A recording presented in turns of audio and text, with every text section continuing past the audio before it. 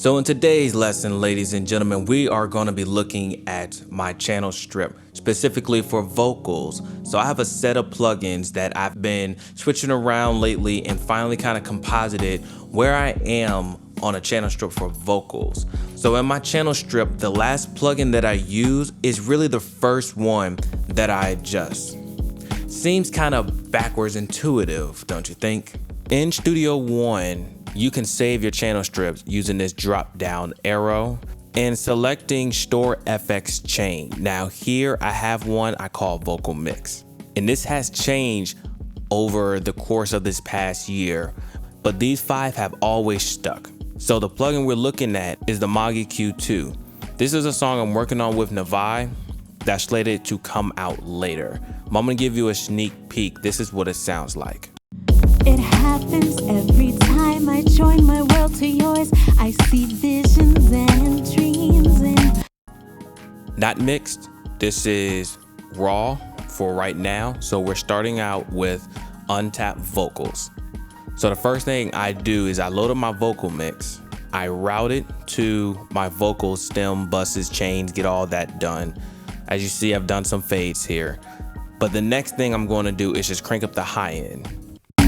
ways I'd never seen before. I'm listening for the air and getting the high frequencies set early on. So instead of using the Pro EQ, for example, and then turning up the high end, Tender smile at me ignites a gentle flame inside me. I'm consumed by. You see, it takes 22 dB to get where this Maag EQ is. And not only that, this is probably introducing a bunch of phasing. This does not sound as clean as this at 10K. So we can float into a never-ending atmosphere where it's only you and me and passions are so free. It's just not going to sound the same. Whether you use a bell curve, shelf curve, doesn't really matter. The Maag is able to boost frequencies in a way that it does not cause a lot of phase distortion. We'll put this on the loop and I'm listening for this air. It's this moment where it sounds like, right? And I'm gonna crank this up until I get there. It happens every time I join my world to yours. I see visions and dreams and ways I'd never seen before. Your tender smile. And then I'm gonna listen between the two frequencies that give it clarity and presence. What I don't want is this sound. That mid-range, the high mid frequency, I don't want. I hear that in the 15K. Smile at me ignites a gentle flame. When I start hearing the two noses, then we're done here. We're going up one. Inside me, I'm consumed by passion. Okay, now from here, I crank it down. Passion's overwhelming and I can't help but stare at you and pray for time to fall. And I set this to where the vocal jumps out at me.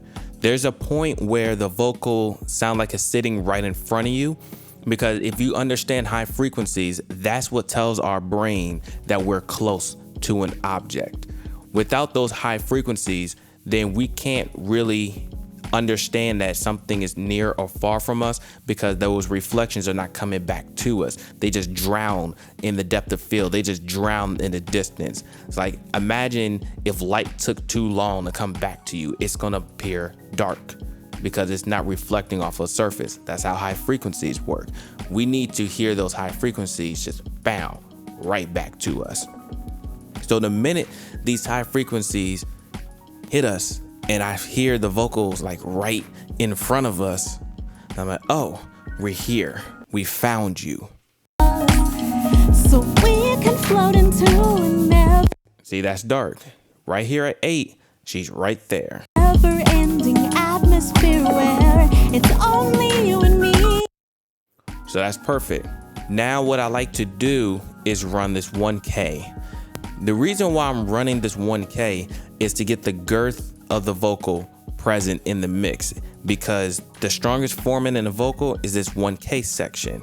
Looking on EQ, 1K is usually in the middle for a reason. Phones, you cut out the lows, you cut out the highs, we're left with that mid-range. 1K is a strong formant, strongest formant in a vocal.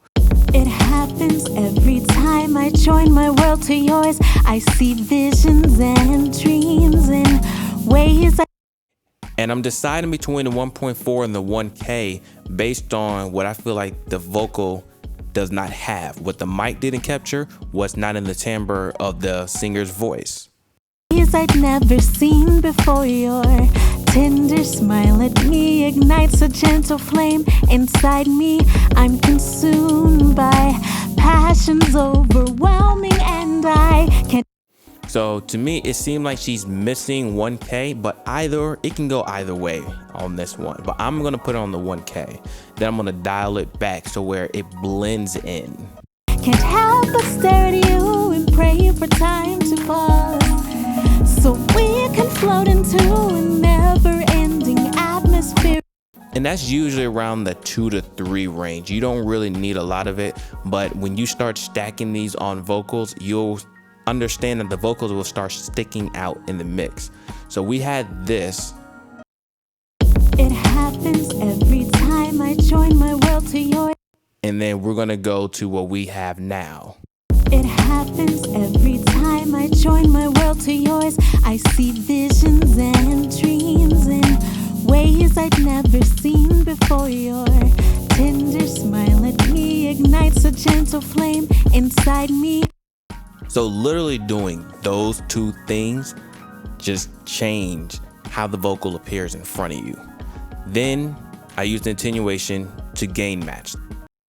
I'm consumed by passions overwhelming, and I can't help but stare at you and pray for time to pause, so we can float into.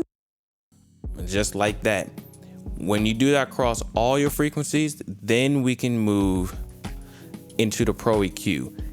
Because at this point, I don't need the Pro EQ to do anything serious. The only thing I need Pro EQ to do is to cut out what's too much. But I already know that I have boosted enough on my high end and I gave it enough 1K for it to sit in the mix. So even though I have this other stuff in my channel strip for the vocals, it's the Maag EQ2 that I start off with. If you like this channel, like and subscribe. If you like me, like and subscribe. Hopefully to give you guys some more content throughout this national pandemic, if that's what you like to call it. Goodbye, people.